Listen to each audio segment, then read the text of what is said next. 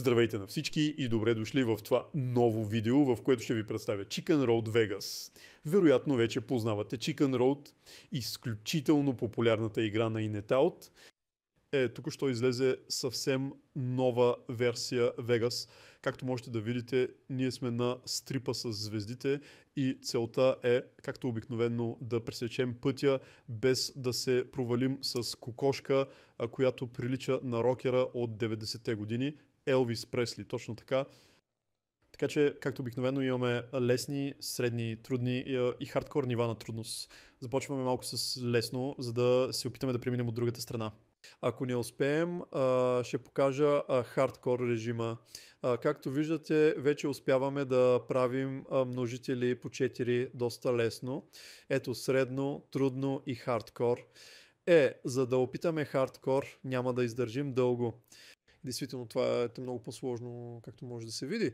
Можем да направим няколко по дяволите вече 9 пъти. О, леле, 15. Не е жалко, твърде алчно.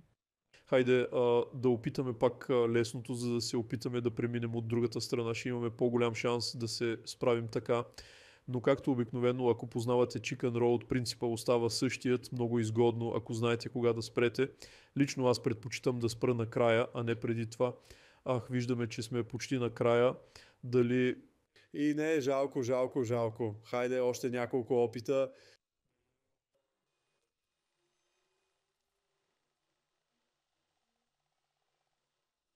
Хоп, този път 12 пъти, 23 пъти последния ще мине ли? И да, ето, и стигаме до казиното.